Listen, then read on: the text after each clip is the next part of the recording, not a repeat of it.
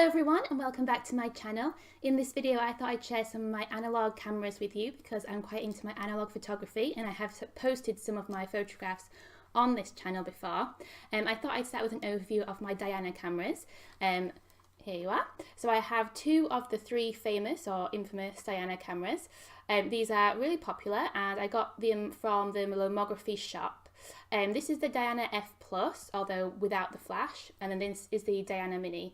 There is also a Diana Baby, which is ridiculously cute. It's totally adorable because it's tiny. I don't know whether or not it would be a great camera to use, but it does look really, really cute. The Diana camera was a bit of a cult classic in the 1960s, and then it was discontinued, and so this is a reproduction of that Diana camera. When you get the F+, it does come with this jazzy little hardback book. It's mainly a book of photographs, so examples of the type of pictures that you can take with the Diana, but it does also have a section on the history of the Diana and why they decided to start making it. The big thing about the Diana that everyone talks about is the dreamy quality of the photographs. So if you look up Diana cameras, or if you go onto the lomography website, you'll see the word dreamy about 400,000 times. So if you want dreamy pictures, then the Diana camera might be for you. The first thing that you notice when you actually get the camera is how cheap it feels. It's very, very light, which is nice when you're carrying it around, especially if it's hanging off your neck, but it is a very cheap plastic case. But it is also one of the more affordable options if you're starting out with analog photography. I got both of these cameras for about £30 to £35 each. Currently, the dianaF+ is on sale on the lomography website for £39 and the Diana Mini is on sale for £49, but they're definitely on the cheaper end of the scale of lomography cameras and analog cameras that are currently on sale. Although it is a reproduction of the camera from the 1960s, it does have a few additional features. So you do have the ability to take multiple exposures.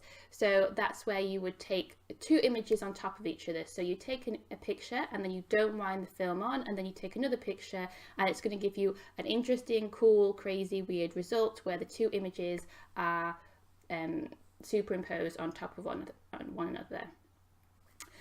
You can also use a pinhole mode, but I don't think I've ever actually tried that because generally speaking I want to get more light into my pictures, not less.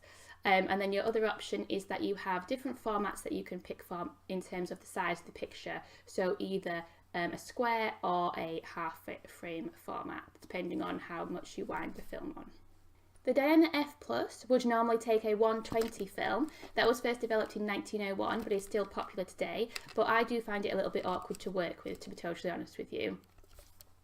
I used a few rolls of the 120 film on a holiday to America, and I did end up with some really cool pictures. They were square, but they had the visible sprocket holes along the top and bottom, which is a really cool effect if you can find a developer that will leave them on, because a lot will just crop them off.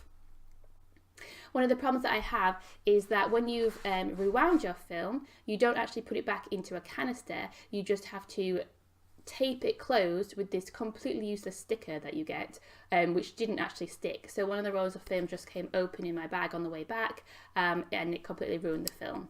So I found that quite annoying. I bought a new back for the camera so that I can take a 35mm film. So it's exactly the same the way that it looks from the outside, but it just allows the dianaF+ to take 35mm film, and that's how I now use the camera rather than using 120. 120 film is also more expensive, you get less images from it, and it's harder to get developed. So the main pros of the Diana cameras are that they are affordable, that they are pretty light, so that they're very easy to carry, particularly the Mini because this will fit very easily into your pocket or your bag.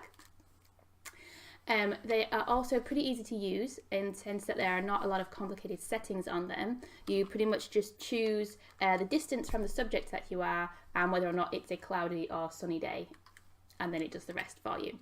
They're also pretty unpredictable, so you do get lots of really interesting, cool, unique results with your pictures, and you never really know what you're going to get, which is the whole point of analog photography, and it's one of the key tenets of lomography, is that you just point and shoot, and then it's not until you get your film developed that you actually see what you get back. So that is one of the fun parts of having a Diana camera. One of the main cons of the diana cameras is that they are so unpredictable. You don't know what you're going to get, and you do end up with a lot of rubbish, crap photos coming back off your roll, which can be quite frustrating when you've paid for the film and paid for the development, and then you don't get really anything usable from it. Although they are quite easy to use in the sense that there aren't a lot of complicated settings that you need to learn, one of the big problems that I have with the cameras is that there's not a lot of clear instruction on how much to wind the film on.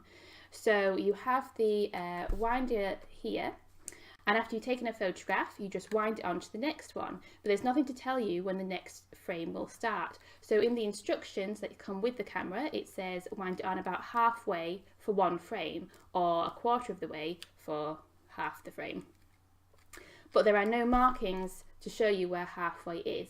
So if you wind it on incorrectly for the first image, then you will wind it on incorrectly for all your subsequent images. It's how you are able to take multiple exposures with the camera, because it does mean that pictures and frames will overlap each other, but it also means that you can't plan these multiple exposures. So if you don't want to get some, you probably will, and you don't really have much control over it. The other problem, which I think is quite a common problem with diana cameras, and I think this is all in the construction and the fact that they are quite a cheaply made plastic camera, is that they don't wind on properly. So either the film itself doesn't actually wind on when you turn the dial, or it does, but it doesn't show you that on the frame counter. So you have no idea how many times you've wound the frame on, and you don't know if you're getting towards the end of your film. I also have the same problem with it when I rewind the film. I don't know if it's fully rewound. So quite a lot of times, especially with the Mini, which is terrible for this, I have to take the back off to check where the film is, which lets a lot of light in, which does cause some quite cool effects on the images with all the light coming in, but also it can ruin images that you've taken towards the end of the roll of the film. The Mini also really weirdly seems to eat the film. It sort of chews the edges around the sprocket holes. So when you take the back off to take the film out, lots of tiny little confetti pieces of film will fall out on top of you. It also did cause them some problems when I took it to get developed. I just took it into Jessup's, and they had some problems because it wouldn't run through their machine. So I think they had to cut the frames off one by one and run them through manually, which is not their normal process, and so it took them a lot longer. It didn't actually affect the film itself, and it didn't actually affect the images that came back, but obviously it was just a bit of a pain for them. So it's just something to bear in mind. Ultimately for me, despite the really cool pictures and the dreamy quality that you can get from the diana camera, I just find these cameras so frustrating to use, so hard to control and too unpredictable that I just never reach for them anymore, and I just don't use them. I have some other analog cameras that are much more reliable, and that's now what I choose to go for. But I just thought I'd share this with you in case you are thinking of a camera to buy and you were having a look at the diana, because I know it is one of the cheaper ones available. Let me know if you have any hints and tips for using the diana and making it more user friendly. Please like the video if you've liked it, and subscribe if you'd like to see more videos about photography and crafts and the other cool things that I post about.